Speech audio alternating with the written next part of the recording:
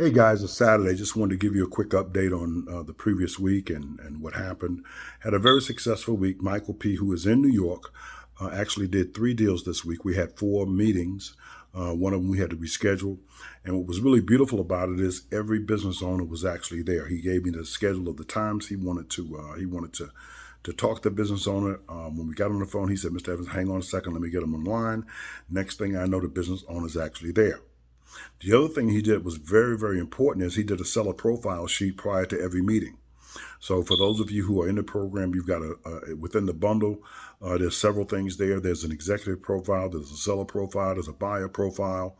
And those sheets are utilized. The seller profile is for these types of deals. The buyer profile would be if we were doing a private equity deal. And then, of course, you have an executive summary that you can use or not use. But the seller profile pretty much is an executive summary from the seller standpoint. So, in all 3 businesses, there was a retirement community business, there was a surgical, and I forget what the third one was off the top of my head. But what was interesting is every business owner was there. All the seller profiles were accurate. I don't know whether Mike did those seller profiles or the business owner did the profiles, but at the beginning of every call, Mike introduced me to the business owner. I took it from there.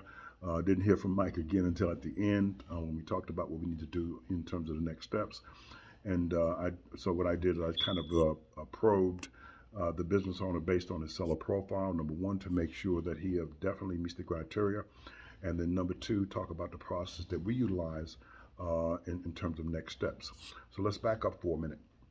On the case of the profiles, you may say, well, Greg, you got a bit more experience. You went 3 for 3, but quite honestly, that's not the reason that happened. I don't think, from my perspective, the reason it happened started long before I got to the phone. The reason it happened is because when you sent that initial email and the guy basically said that he meets the criteria by opening up the email and you followed up and you asked him, basically you possibly selling your business, and he said yes, and then you scheduled a meeting, it was already done. The only thing I did was came behind and explained the process. So if you did your job in the very beginning, we already know he's qualified. He's already raised his hand and said, yes, I would possibly be interested in entertaining, the chance of possibly selling my business. Let's see where it goes. And of course, where we see it goes is the first step in that process. After we get that part done, I got some bug in here, man. It's just driving me crazy. After we go through that process, then I just simply explain to them our process. We get a preliminary evaluation.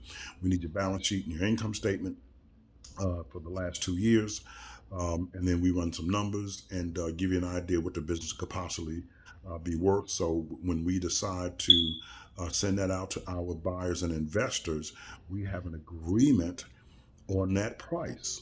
Okay, and these businesses, of course, all meet the criteria. In fact, the smallest cash flow number was 310, and our minimum cash flow is 250. And so the first business was a retirement community.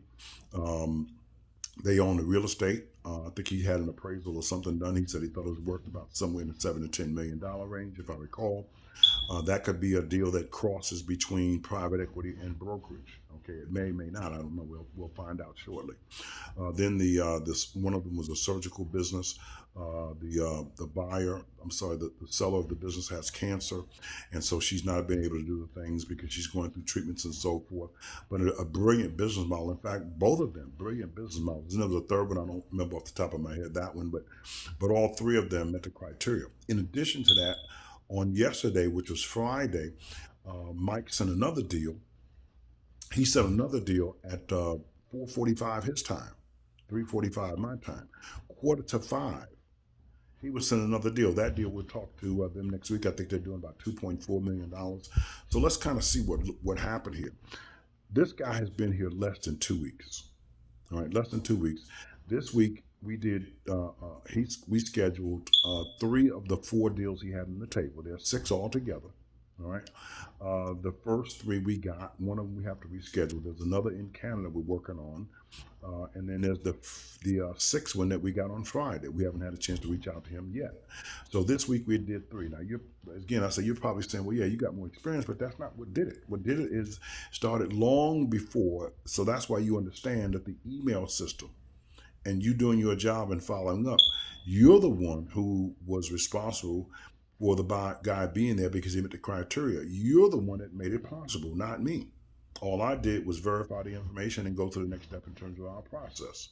All right, because anybody can do this. So I guess you can kind of follow his roadmap if you like, because I didn't know exactly what to expect. But he scheduled, and let me tell you, every appointment he scheduled, they were there. Even the one that we have to reschedule, they were on the phone as well. They just had to reschedule it. I mean, that's a very, very good stick rate. You got to admit, very, very good.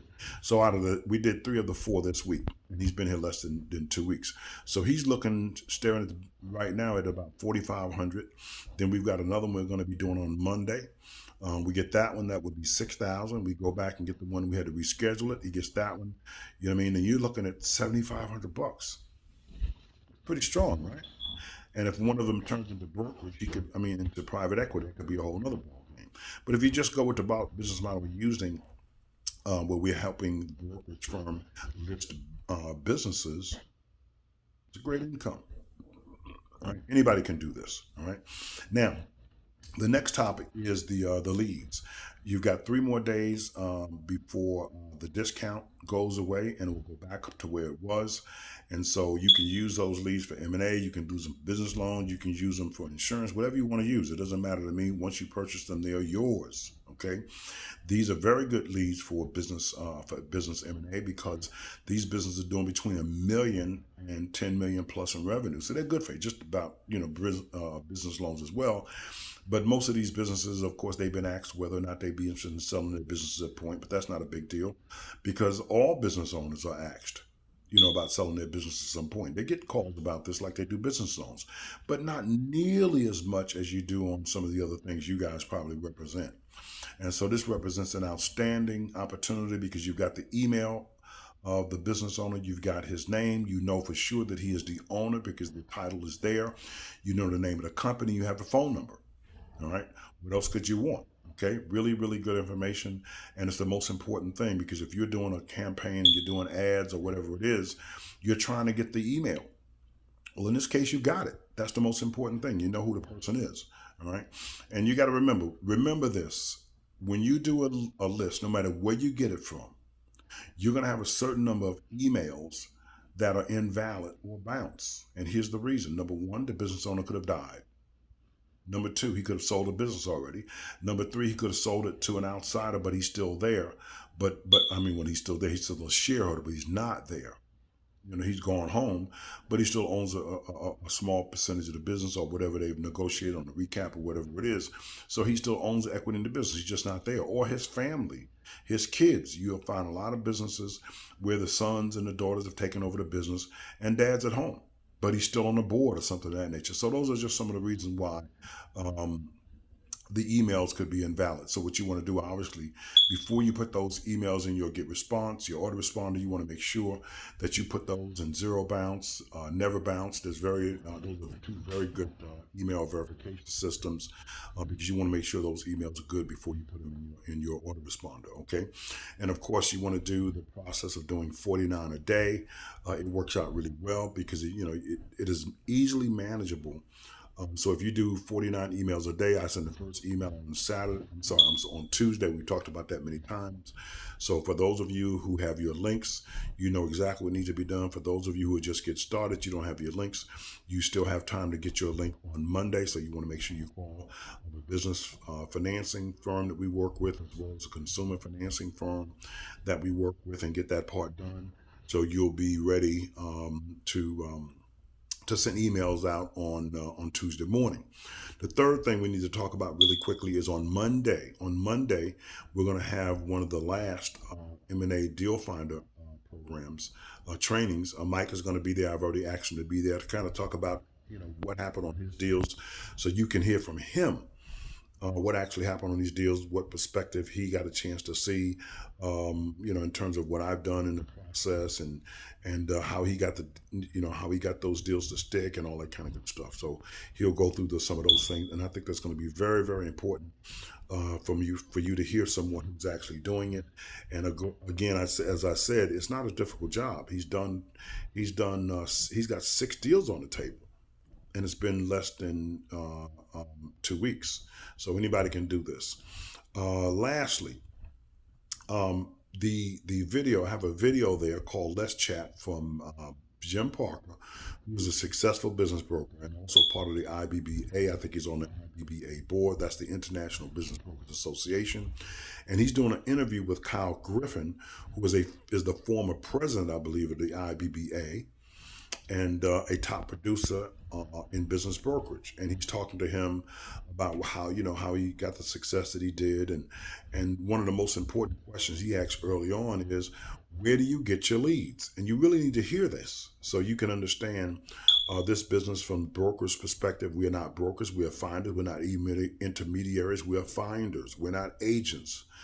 Any firm, we are finders. We simply introduce two parties as a finder. Our job is to locate and qualify and then refer.